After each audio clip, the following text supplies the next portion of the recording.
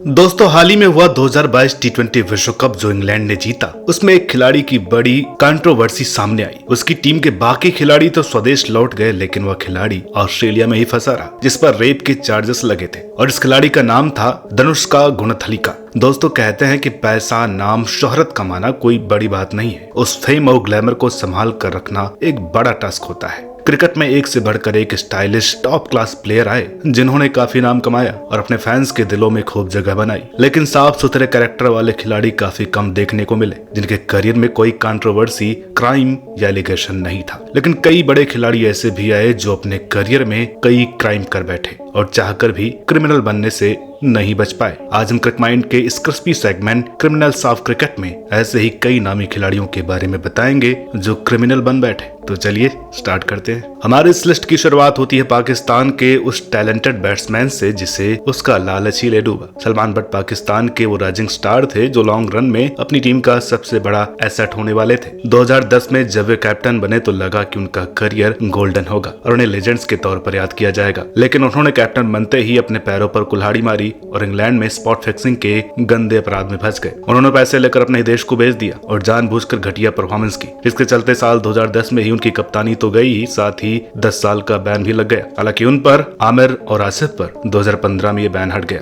लेकिन उनका करियर तो उस शर्मनाक क्राइम से ही खत्म हो गया, जिसके बाद उन्हें कभी दोबारा पाकिस्तान टीम में खेलने का मौका नहीं मिला। स्पॉट फिक्सिंग के जुर्म में सलमान को 2.5 साल की जेल की सजा हुई थी। दोस्तों, ये केस अभी रिसेंट ही हुआ, जो हाल ही में टी20 वर्ल्ड कप में श्रीलंका के खिलाड़ी धनुष्का गुणथलिका को रेप चार्जेस के चलते सिडनी में गिरफ्तार किया गया। उन पर 2 नवंबर को एक 29 साल की लड़की ने उनकी कंसेंट के बिना जबरदस्ती सेक्स करने के इल्जाम लगाए हैं, जिसके चलते पुलिस ने इन्वेस्टिगेशन की और 6 नवंबर की सुबह गुणथलिका को सिडनी में गिरफ्तार कर लिया गया था, जबकि उनकी टीम श्रीलंका सुपर 12 राउंड में बाहर होने के बाद अपने देश वापस आ चुकी थी। गुणथलिका को वहीं रोक लिया गया। इस सब की शुरुआत हुई थी टिंडर ऐप से, जब कुछ दिन ऑनलाइन चैट करने के बाद गुणथलिका ने ये क्राइम किया, जिसके बाद उनका पासपोर्ट भी जब्त कर लिया गया। फिलहाल पिछले महीने हुई इनकी इस पेशी में उनके खिलाफ एविडेंस पूरी तरह से सामने नहीं आ पाए और अभी उन्हें सोशल मीडिया और बाकी एप्स चलाने पर भी रोक लगा दी गई है। गुणथलिका को पहले भी डिसिप्लिन इश्यूज के चलते टीम से बाहर किया गया है। टीम इंडिया के पूर्व खिलाड़ी और पॉलिटिशियन नवजोत सिंह सिद्धू का कंट्रोवर्सी से काफी पुराना रिश्ता है। हाल ही में जेल की हवा खा रहे सिद्धू को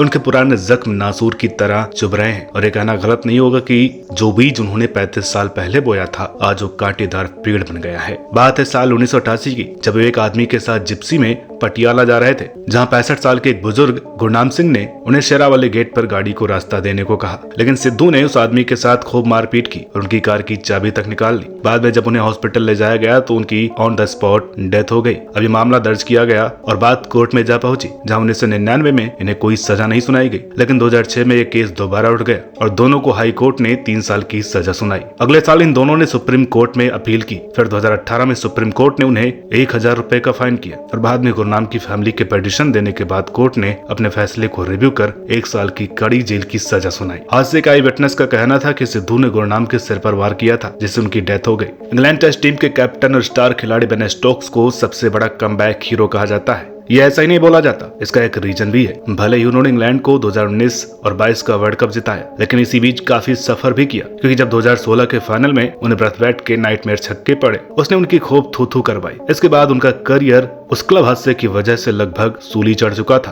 करियर पर एक क्वेश्चन मार्क आ गया था जब 2018 में एक क्लब पार्टी के दौरान उनके एक बाउंसर और फायर फाइटर के साथ लड़ाई हो गई थी और स्टोक्स ने उन्हें जोरदार पंच जड़ खून से लथपथ कर दिया था। इसके चलते उन्हें जेल में रात बितानी पड़ी। हालांकि उन्होंने ये सब एक गे कपल को बचाने के लिए किया था। केस और आगे बढ़ रहा था, लेकिन उसी वक्त ये गे कपल बेन स्टोक्स के बचाव में आ गया और मामला वहीं सुलझ गया। इसके बाद स्टोक्स ने क्रिकेट में जोरदार कमबैक कर इंग्लैंड को कई टूर्नामेंट जिताए। दोस्तों, अभी तक हमने आपसे जिन खिलाड़ियों के बारे में बात की वो या तो रेप या फिर हरासमेंट के चलते जेल गए और सजा पाई, लेकिन अभी हम जिस खिलाड़ी के बारे में आपको बताने जा रहे हैं वो एकमात्र ऐसा क्रिकेटर है जिसने मर्डर किया और इस क्राइम के चलते उसे फांसी की सजा हुई। ये खिलाड़ी कोई और नहीं बल्कि वेस्टइंडीज के पूर्व खिलाड़ी लेस्ली हिल्टन थे। और ये जानकर आपको और भी ज्यादा हैरानी होगी कि वेस्टइंडीज के इस फास्ट बॉलर ने किसी और का नहीं बल्कि अपनी पत्नी का ही कत्ल कर दिया था, क्योंकि उनकी वाइफ के किसी दूसरी व्यक्ति के साथ नाजायज संबंध थे। जब लेस्ली को इस बात का पता चला तो उन्हें अपनी बीवी पर इतना गुस्सा आया कि उन्होंने उस पर 7 गोलियां तान दी। उनकी पत्नी एक जमैका के पुलिस वाले की बेटी थी, तो उन्होंने लेस्ली को 15 मई 1955 को फांसी की सजा सुना दी। तो दोस्तों, ये थे वो क्रिकेटर जो जुर्म की दुनिया में जा फंसे और क्रिमिनल बन गए। आज के इस वीडियो में इतना ही। उम्मीद करते हैं कि वीडियो आपको अच्छी लगी होगी। मिलते हैं आपसे अगली वीडियो में, तब तक के लिए नमस्कार।